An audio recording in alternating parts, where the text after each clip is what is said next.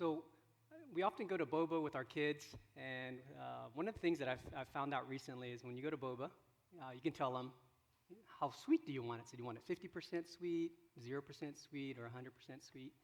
I wish we can do that with messages. I think this message is probably not like Pastor Eric Bitter and not as sweet as Mia, but probably 50% sweet. So too bad we don't get to pick the sweetness of our messages. So I get to share about Acts 27, and this is on the surface kind of strange. When I saw it, and I was like, okay, so Paul gets in a ship, and he goes from point A to point B. Why is this detail so important? And I felt like chapter 27, there's chapter 28, and everyone kind of preached all these amazing chapters, and then I feel like I got the crust of the bread, and I'm like, what am I going to do with the crust of the bread? But Scripture says God's word never returns void, so let's see what we can learn from this particular chapter. Interestingly enough, I've been traveling, and I went to Atlanta, Georgia, and I went to their Sunday service, and that Sunday, Pastor Jay was preaching on Acts 27, so I just plagiarized everything. So Pastor Jay, I give you credit. A couple of these points, they were really insightful. They helped me actually a lot to kind of look deeper. So what can we pick up from this? So after chapter 26, Paul pleads his case before King Agrippa, and they're like, we really can't find anything to charge him with. But since he made his appeal to the emperor, now he's going to get shipped to Rome. So this is what happens when he's on that voyage to Rome. The very first verse I thought was quite interesting. It says, like, when it was decided that we would sail for Italy, Paul and some other prisoners were handed over to a centurion named Julius, who belonged to the imperial regimen. I don't know if I had that particular passage up there. I mean, if we just read a few chapters ago, the Romans are brutal. And when you just read about the crucifixion and what flogging is, you're like, man, there's specific characteristics about a Roman soldier that are not very pleasant. But in verse 3, it says, the next day we landed at Sidon, and Julius, in kindness to Paul, Julius the centurion, allowed him to go to his friends so they might provide for his needs. Don't you think that's interesting that Paul, who's a prisoner, gets that kind of freedom from Julius? In an earlier chapter of Acts, we know that when the prisoners were escaping, I think this was Acts 16:27, the jailer woke up and noticed all the prison doors were open and the prisoners were escaping. And he goes and tries to kill himself. So that translates to, if you lose a prisoner, you might as well hand yourself a death sentence because you cannot lose a prisoner. So what I thought was really interesting was, how did Paul gain this guy's trust and respect that he would actually allow him to roam around with his friends as a prisoner? We'll try to make this interactive. Any thoughts? Any ideas how Paul gained his respect? Doesn't it remind you of Joseph? He was in prison, really lowly position, and even as a prisoner, he was able to earn the respect of the guards. And obviously, you know Joseph's story as he kind of was elevated to essentially second in command of Egypt. So what was it about Paul's character that allowed Julius to really trust him and respect him, to let him do essentially whatever he wanted? Any ideas? I mean, just a few chapters ago, we know that Paul was actually persecuting Christians. He was there when Stephen was stoned. So what happened to him? He went from this guy that was really against the church, obviously persecuting the church, and then becoming a prisoner. And now his character is in such a way that someone as brutal and as ruthless as this Roman soldier would actually allow him freedom. What do you guys think happened to him? Any ideas? I think when he met Jesus, something happened. Right? Something happened when he met Jesus.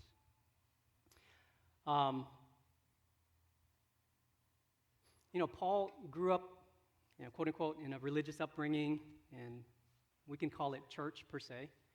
He knew all the scriptures. He probably knew how to be good. He probably knew, what was right and what was just and all those kinds of things. But how come he couldn't do it? How come he couldn't live it out? I think a lot of us know the scriptures.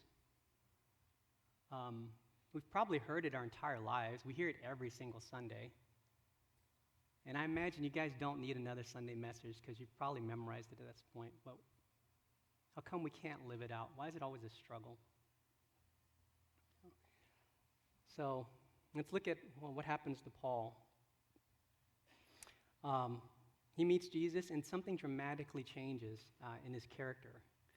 And what I see here, and this is from Galatians 4:19, and he actually pleads with the church. He says, "My dear children, for I am again in the pains of childbirth until Christ is formed in you."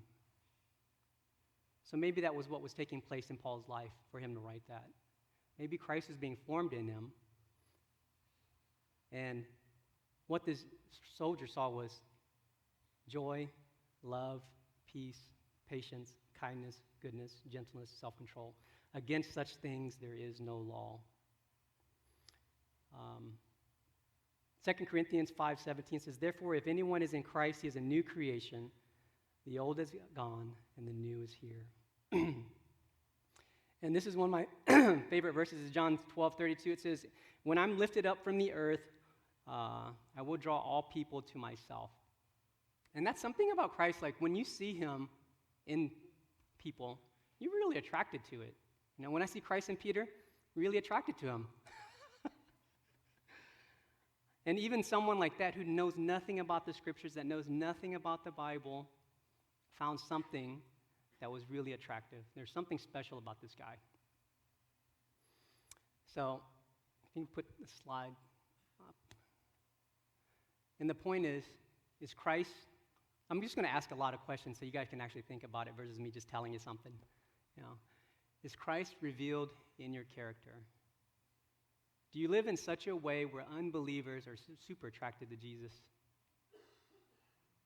I think the world that's what they're looking for. They're really looking for Christ.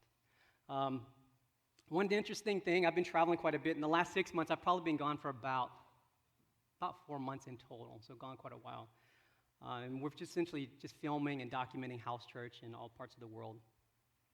And one of the things that I noticed, whether it was South Africa, Canada, California, Texas, there were no shortages of churches. I mean, there were churches across the street from churches, churches on 4 corners of the street. I think in the corporate world, when you want to grow and scale, you want to put down a location. And I think, based on my observation, there were probably more churches than Starbucks, McDonald's, Chick-fil-A, and In-N-Out Burger combined. I mean, there are a lot of churches out there. And it made me think this question. One, why are there so many churches? And two, do we need all of these churches? Why are they necessary? And typically, when an organization scales and grows and they put a location down because they see an opportunity to meet their mission. They beg the question, are we failing? Because we have a ton of churches, but is it drawing people? Is Christ being lifted up and people are being drawn to himself? That was a question I was asking. I was like, do we need another church? I mean, there seem to be millions and millions of churches out there. And it was kind of sad. I'd be in a town and there's literally a population of 5,000, like 20 churches. I'm like, why do you need 20 churches in a town of just 5,000? They start one church and then splits into another church, and then they split, and then you can kind of hear the history of it, and you talk to some of the people that have been there, and I'm like, man, it's kind of unfortunate, Of course, obviously, we talk about multiplication, but I think there are actually divisions in this case. So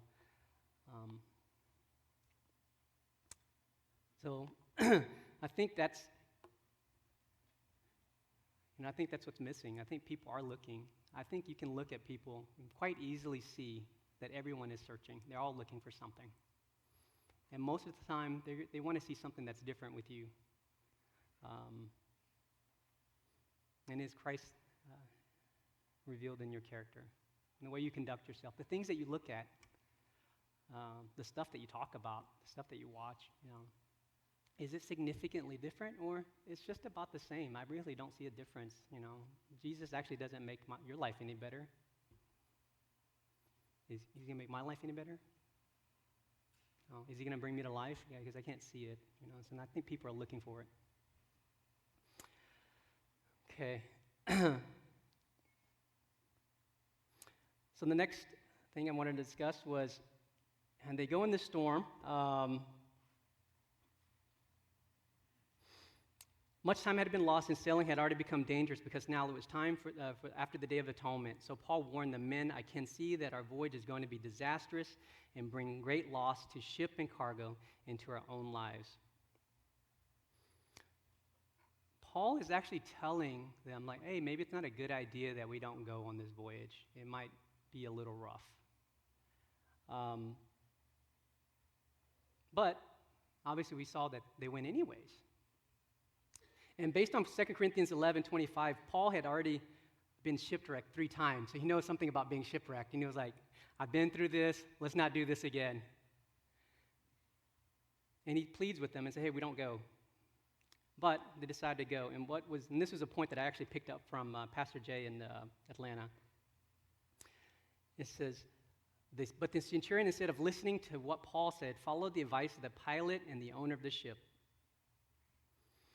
Sometimes this pilot and the ownership, they've probably sailed quite a bit. They've probably been on the ocean. They probably know what they're doing. They're probably professionals. But sometimes the experts can be wrong.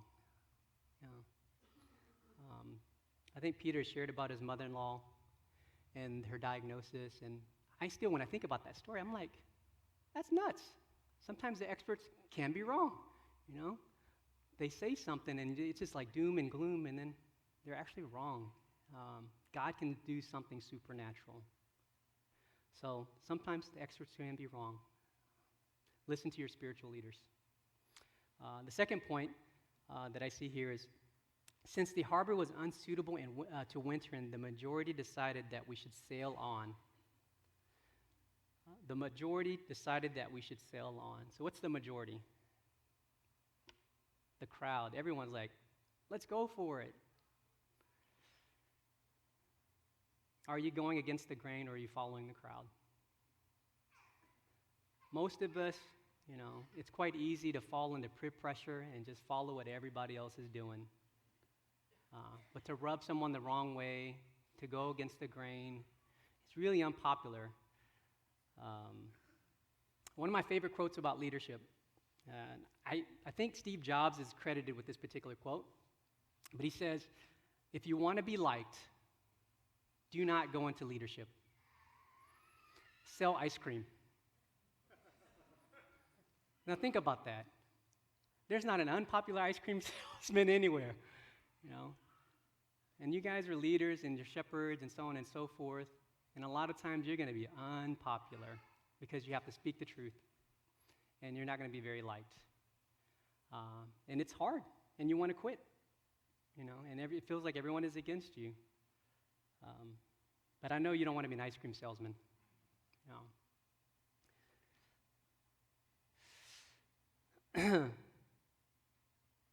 When the gentle south wind began to blow, they saw their opportunity, so weighed anchor and sailed along the shore of Crete. Before long, a wind of hurricane force called the northeaster swept down from the island.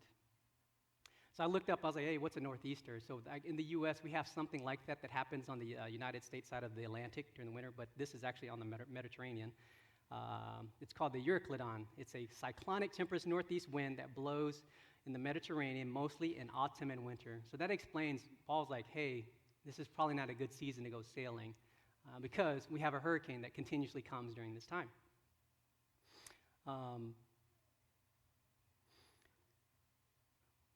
So there's 2 perspectives here.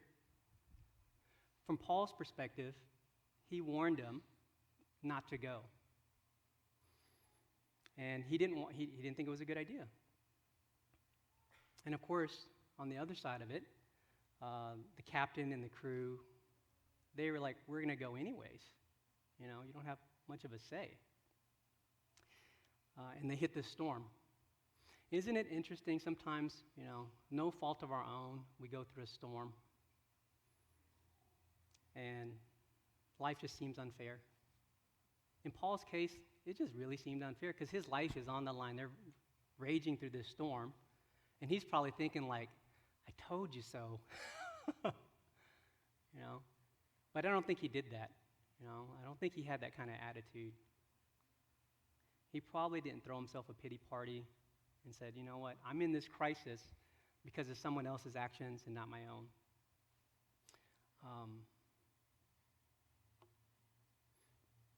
And on the other side of it is the people that made the decision. A lot of times you create your own crisis.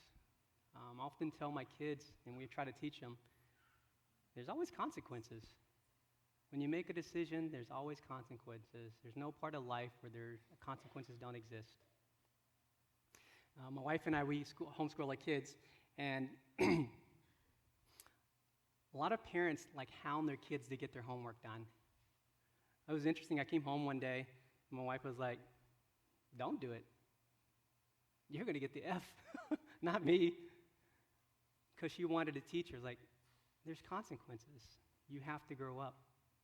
Even to our young children who are 3 through 9. So, we want to kind of hound them and nag them and so on and so forth. But the reality of life is there's consequences to your actions. And I think as we read this, we'll see some of the consequences unfold. But with Paul, on his side of it, and I think a lot of us, we go through a storm in life, no fault of our own, no actions that we did, and we get caught up in a terrible situation. And we often wonder, where is God? I didn't do anything. None of us are immune to storms or tragedies. Matthew 5:45 says, he causes his sun to rise on evil and the good and sends rain on the righteous and the unrighteous. I'll share a little bit about myself. All of us, I think I've heard so many different immigrant stories in terms of just families coming to the U.S. and just the challenges that they faced and the things that their parents had did to really create a life for their children, or actually many of us here in the U.S. I'll share about a particular story.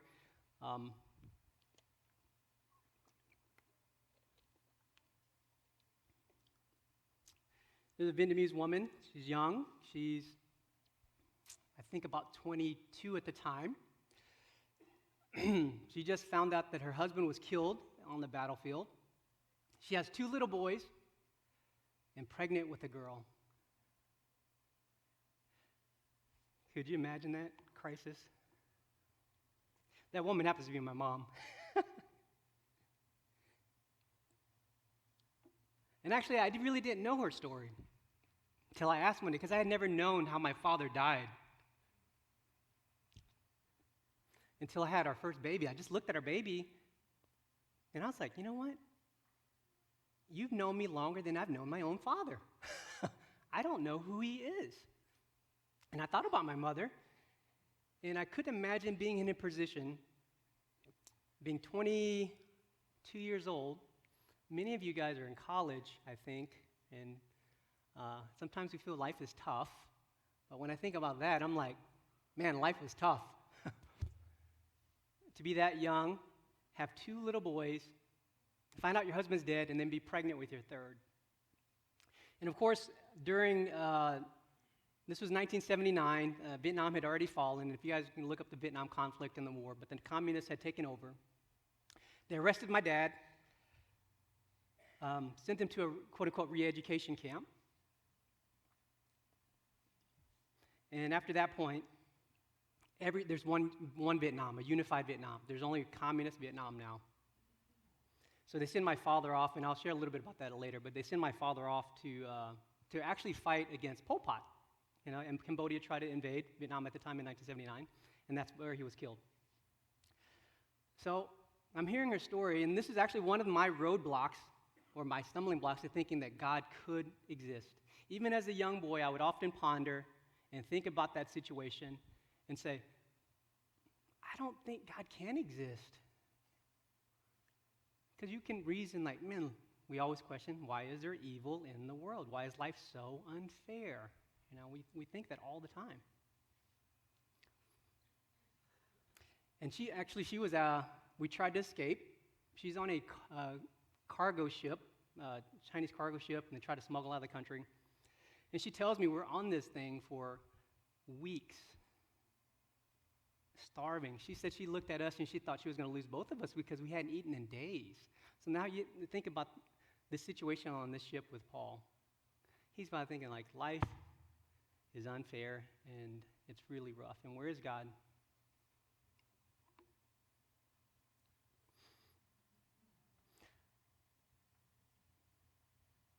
But let's see what happens. Let's see what happens.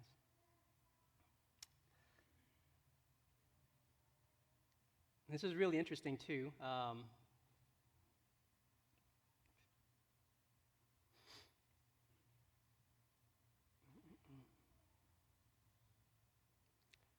In verse 31, it says,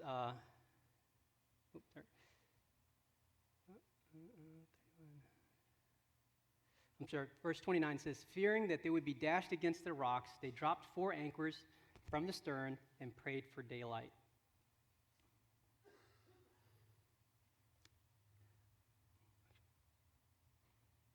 So, I'm sorry, I should do it. So verse 20. So neither sun or stars appeared for many days, and the storm continued raging. We finally gave up all hope of being saved. And during that crisis, I imagine a lot of us give up all hope. Nothing's going to change. My situation is pretty bad. And I think a lot of you guys are probably going through some crisis or some storm. I've heard a lot of family with cancer. Something like that hits you in the face. You're just like,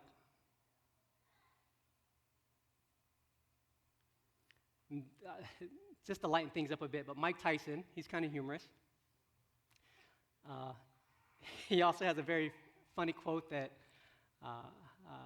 it just resonates with me. He says, everyone has a plan until they're punched in the face. These guys had a plan until you get punched in the face. And doesn't life seem to work that way? We plan things out, we want to do stuff, we've had our whole future set aside, we plan our retirement, we plan all these things, and then life punches you in the face. And then you give up all hope of being saved. But Paul says in verse 22, it says, but I urge you to keep your courage, because not one of you will be lost. Only the ship will be destroyed. Last night, an angel of God, to whom I belong and whom I serve, stood beside me and said, do not be afraid. Paul, you must stand trial before Caesar, and God has graciously given you the lives of all who sail with you. So keep courage, men, for I have faith in God that it will happen just as he told me. That's your only hope. That's our only hope. Because without that, life is quite meaningless if you think about it. And what's even special is Paul, who told them not to go. What do you think Paul was doing while he was on that ship?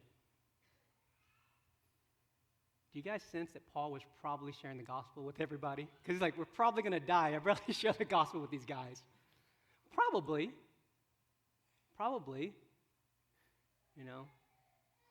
And he goes up and tells them, like, don't lose heart. You're all going to be saved. It's really interesting. Because of one man, he saved 276 lives. If you think about yourself, because of your life, how many people do you think God will save through you? Have you ever kept count just to be curious?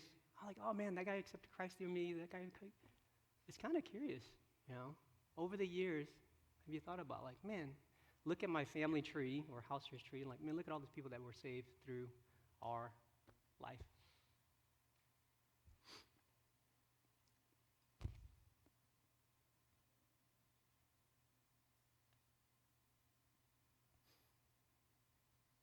And of course, verse 29 says, fearing that we would be dashed against the rocks, they dropped 4 anchors from the stern and prayed for daylight.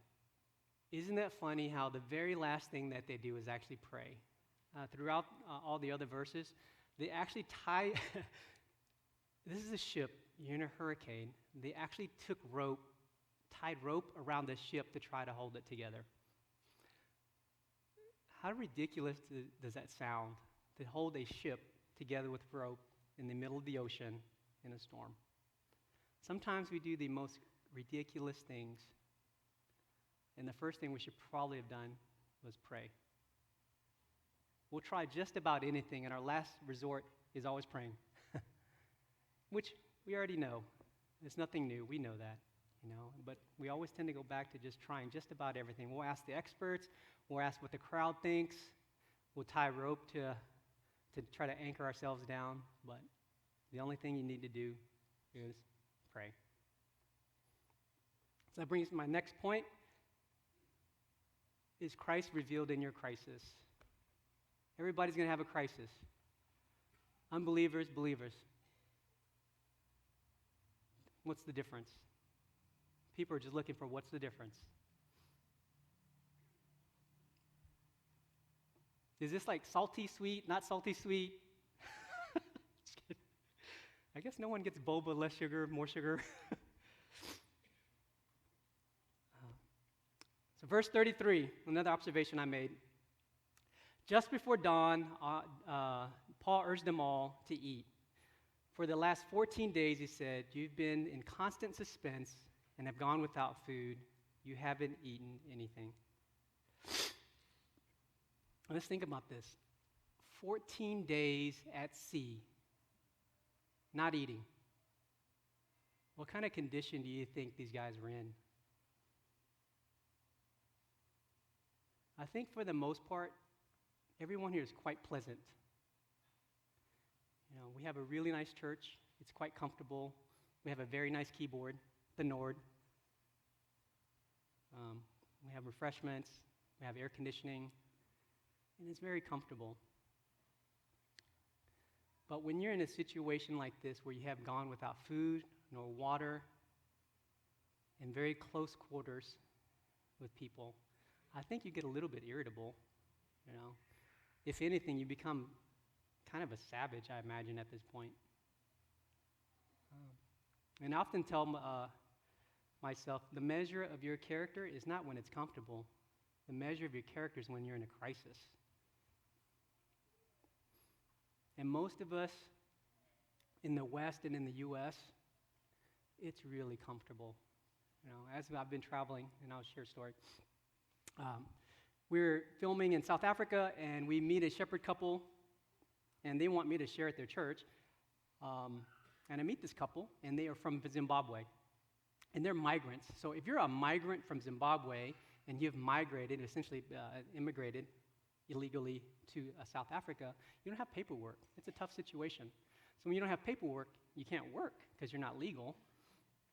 And I met this particular couple, and they're shepherds. And only the wife works, and she is essentially a domestic worker, and that's something comparable to like house cleaning and that kind of thing. They make about 15 Rand a day. So that's comparable to $1 US. And as I'm interviewing them in their home, and it's no bigger than probably this drum cage area, everything, the living room, the bedroom, the kitchen, everything is literally that size. And we're in really close quarters, and they're having house church. There's like 12 of us in that little area, and like the bed is next to the stove. How dangerous is that? So it's really small. And they're sharing, and they're like, yeah, we've had some difficult times, and it's obvious it's been not easy trying to do house church and that kind of thing. And she shares with me, like, yeah, sometimes we're on our last dollar. Like, their last dollar. None of us, I don't think, unless you're a college student maybe, you might be on your last dollar. But literally, it is their last dollar. And they say sometimes we have to decide, do we host house church because it's our turn with our last dollar, and feed a bunch of strangers, or do we feed our family next week? And I'm there, I'm like, I haven't, they're wanting me to encourage them and share something with them. I was like, I got nothing. I got nothing to share with you to encourage you.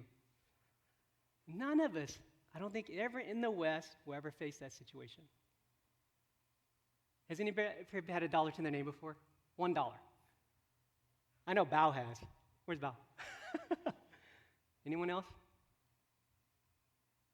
It's not going to happen in the U.S. It's not going to happen in the Western church. No. But as I look at them, and I'm just like, I've never had to face a situation where I have to decide, hey, am I going to host house church this week or feed my family? That's never been a situation I've ever had to deal with. What's even more heartbreaking is sometimes, and very similar to us here in the West, they'll spend their last dollar, or whatever it is, have house church, and no one shows up. It's just mind-boggling to me. I would rip into everybody that didn't show up. And she's like, yeah, sometimes they get crushed, just like us, when people don't show up, they get crushed too. But my life is never on the line with, like, what am I going to eat next week, But yeah, it just gives you perspective, like, man, we are so privileged. Life is good, amazingly good, even in unfair circumstances. What was a really neat testimony that I actually heard from that, and another migrant shepherd couple, and they're on their last dollar, and they're deciding if they can't host house church or not. They decide to host house church, they feed their house church, and then the wife is trying to figure out, what are we going to eat next week with my 8-9 rand that I have left? So she decides, you know what, I gave it to God, I made the sacrifice, I'm going to go and buy my family a loaf of bread, to feed my family a loaf of bread for the entire week. So she says she goes to the store to buy this loaf of bread. And she meets a complete stranger, and this complete stranger says, hey, I'd like to buy you something. So her being modest, she was like, kind of just entertained the idea and started kind of getting small things. And as she was getting these small things, and this person was like, no, I really would like to buy you something, and started putting all this food in a grocery cart. And she's like, this is the strangest thing I have ever seen. And that person had bought her enough food to feed her family for 3 months. So I don't know how to process that kind of stuff. You guys have to think about that. How does that kind of stuff happen? It's crazy. I'm still trying to process. I'm like, is this a story? Is it a fairy tale? Is it a joke? And this is a pastor sharing this testimony about the shepherd. And I was like, I hope this pastor's not lying to me. I'm assuming he's not lying. But really interesting. So they're on this ship for the last 14 days, and they're in really close quarters. I mean, it's pretty tight. They're probably not in the best of spirits. At this point, if I've been in close quarters with my family for 14 days, even in a comfortable environment, I get kind of irritable, let alone that kind of situation. And that brings me to my next point. Is Christ revealed in close quarters? We have Living Life Bible Study. Anyone knows what's the biggest takeaway from Living Life Bible Study? I'm assuming everyone has taken it and passed it. What's the key takeaway from Living Life Bible Study? Come on, guys. Pastor, you're going to be so disappointed. It's going to be on YouTube, too. Anybody? Key takeaway, Living Life Bible Study? Out of all the 11 weeks, there's actually one key takeaway. Relationship with God. Relationship with others, right? That's the only thing I remember from that class. But that was like 11 years ago, so. That makes me beg the question, when you say others, who are we talking about? My relationship with LeBron James, it's probably pretty good, because I don't know him. That's a very distant relationship. I really don't know LeBron James, but I admire him in terms of his athletic ability, his accomplishments, so on and so forth. But that's not a real relationship. So that would easily assume the others, the most valuable relationships that actually reveal who you are, or who you reveal who you are to, is probably the ones in close quarters.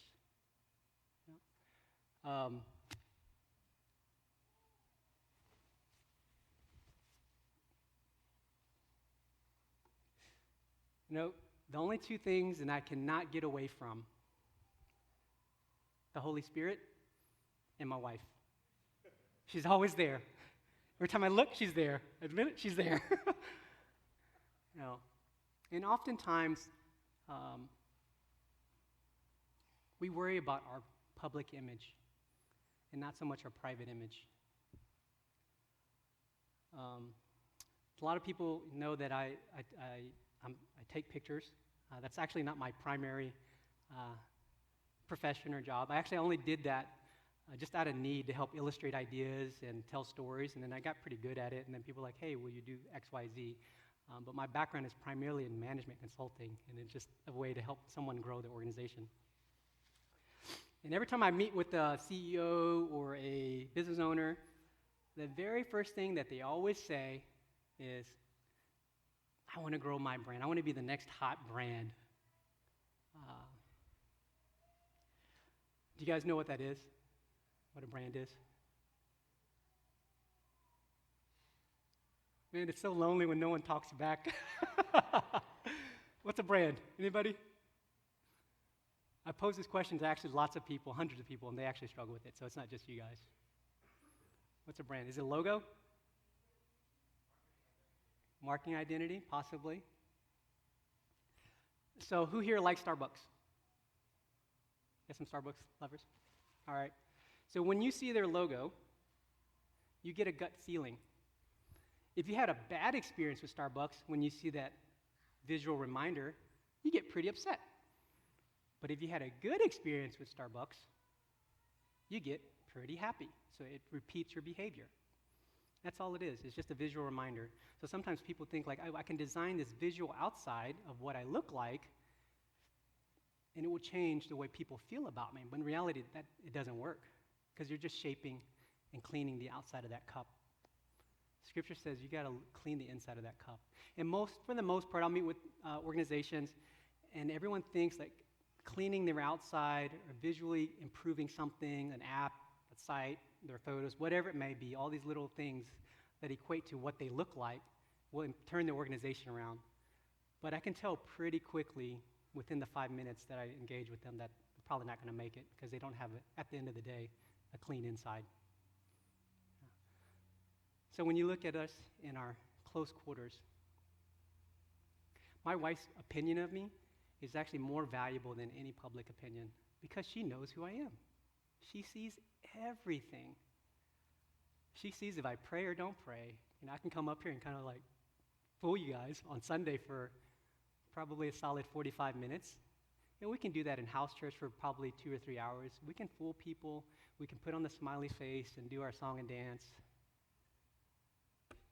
But if you were to do a survey, an anonymous survey, and give it to your wife or your kids, what would it say? What would it say? I'd wonder if my kids would do a Yelp rating. Would they give me 5 stars for being a fun dad, or 1 star for being a terrible dad, or not that fun? But I'm quite curious, because I know that that's going to impact their spiritual life, is what I'm doing in my close quarters. Not so much what I'm doing up here, house church or Sunday service. It actually doesn't matter. That's just an hour or two. We can all pull the wool over people's eyes for a little bit. But what you do behind those doors reveal your character and relationship with God. So just ask your wife, hey, how am I doing? How would you rate me in terms of my spiritual leadership, my time with the kids, leading our children? Put yourself out there. See what happens. They'll give you an honest assessment. That's when your relationship gets real. All right. Oh, man, 10:15. I can see I've got like 50 more points. Just kidding. Only one more. Um, is Christ revealed in your comfort zone? We are in the comfort zone. There's an interesting Scottish historian, and he made this observation about the cycle of a civilization, how a civilization rises and falls, and kind of what that cycle looks like. And he says that it's about 200 years. And he says every civilization goes through this cycle. From bondage to spiritual faith, from spiritual faith to great courage, from courage to liberty, from liberty to abundance, from abundance to complacency, from complacency to apathy, from apathy to dependence, from dependence back into bondage. Does that sound familiar? What do you think the U.S. is right now as a country? Any ideas in that part of the cycle? What do you think we are as a civilization? What do you guys think you are personally? Because to equate to a society or a nation, it's made of individuals. What do you guys think you are personally? My sense is we're probably at the complacency / maybe apathy phase because it's quite comfortable. It's quite comfortable. And I think the biggest challenge that we do have in the West is not anything other than just being comfortable. That's the only challenge that we really have. Because once that creeps in, you just get complacent. And next thing you know, you're in bondage in some way.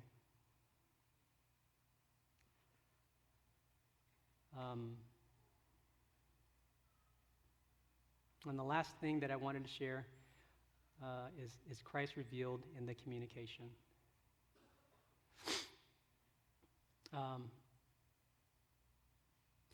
As we read this story, and there's one thing that I totally missed. As they're going through the storm and all these kind of rough seas, we forget Luke is on the ship.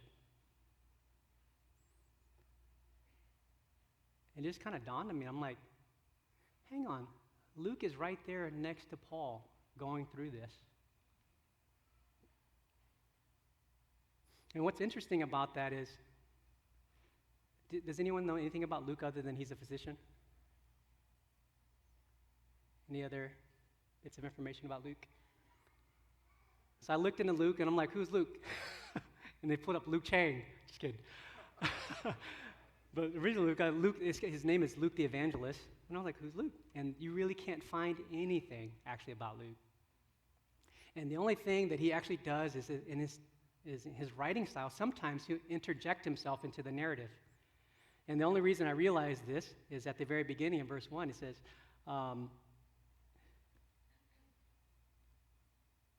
when it was decided that we would sail for Italy. And we know that Luke was Paul's traveling companion. And of course, the last verse it says, Aristarchus, a Macedonian from Thessalonica, was with us. So Luke is in this boat, and he's going through this with Paul. I seriously doubt Luke was sitting there in the storm writing like the book of Acts. It would probably have gotten washed away, my guess. But Luke is probably just making some observations. And his writing is quite technical, quite detailed. He actually knows a lot about sailing, based on the language that he uses. But one of the cool things was I found that Luke, based on just prevailing scholarship and what biblical scholars believe, was a Gentile. He wasn't a Jew, the only Gentile to write in the New Testament. Actually, the only Gentile to write in the Scriptures. Isn't that mind-blowing? And another thing I found out about Luke, he wrote more in terms of content in the New Testament than Paul. 27.5% of the New Testament is written by Luke because the book of Acts is super long. But Paul has a lot of short chapters, but Luke has 27.5% of the New Testament, which I was like, oh, that's really interesting. So why does that matter that Luke wrote Acts and wrote the Gospel of Luke? One, this must have really impacted this Gentile, if you think about it. He wasn't a Jew. All this history and all this stuff about the Jewish customs and laws and so on and so forth was new to him. He really didn't, quote unquote, know God, but he saw it. He's like, something is special about this guy. He's following this guy around. He's like, yeah, something is special about this guy. That's probably what he's thinking. Something is very special about this guy. I think the other takeaway from this is, had Luke died on that ship, think about this, there would be no book of Acts, obviously, no book of Acts, no Gospel of Luke. And so what does that mean to us? The book of Acts was completed in 80 A.D., so much later. About when they were on this shipwreck or going through this voyage, it was about 40 or 30-something A.D. God kept them alive so he could finish the book. If he had passed, there'd be no book. So what does that mean to us? So one of the things that we did when we had our kids, it was really funny, maybe it's not that funny, but when we were picking names, we would verify if their name existed in Gmail. So when Kinsey was born, I went really quick. I was like, we were coming up with the names, and then I would go into Gmail, kinseydoe@gmail.com is available. And if it was available, I'm like, that's their name. I don't want Kinsey Doe 5745 hot holy girl @gmail.com. I just want her name, the original. And so that's how we picked our names. Was if it was available, we'd like, okay, we'd get that name and get that email address. And what we started doing was right when they were born, we would register the email address so they can, one, have the original, and two, we started emailing them. So we would send them like, hey, this is what happened today. We would send them letters essentially into the future. So once they get old enough, we would turn their emails over to them and see all these emails that we had sent them over the years. Do you guys see where I'm going with this? God is sending you messages, and he had planned this a long time ago. So you think about that. Yeah, me, a sinful person, is thoughtful enough to like, you know what? I'm going to email my daughter or my son, tell them what the day was like, because I may not be around. And of course, I think that because I grew up without a father. I'm like, I really don't know who he is. I don't know what he's like or whatnot. But I was like, you know what? If I were to go early, I would want the kids to have some idea of what I'm like. So we'll share memories and all that kind of stuff. And of course, I want to send them letters. If you think about this, for the scriptures to be completed, for all these circumstances to happen, for God to complete it and send you the note, he really loves you. But what's even neater, towards the very end, it says, Paul said to the centurions, last verse, they shipwreck.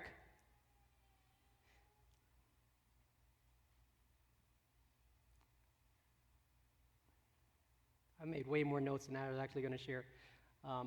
They shipwrecked in verse 44, it says, the rest were to get there on planks or on other pieces of the ship. In this way, everyone reached land safely. 276 of them, no one died. On that boat or on that ship, they were probably contemplating life. They're probably contemplating life and if they're going to die, what's going to happen to them, that kind of thing. And Paul's probably on the boat trying to share the gospel with people.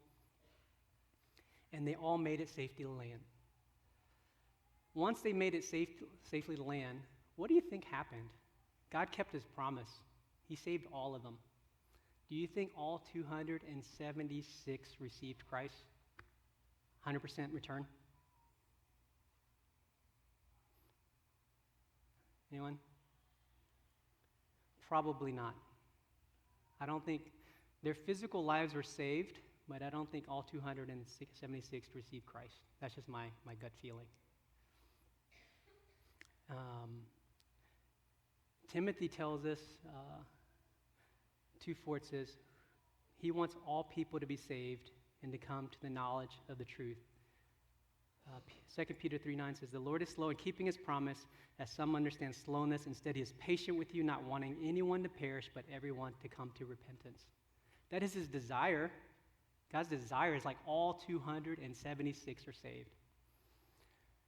But based on the parable of the 4 soils, 1 out of 4 is fertile.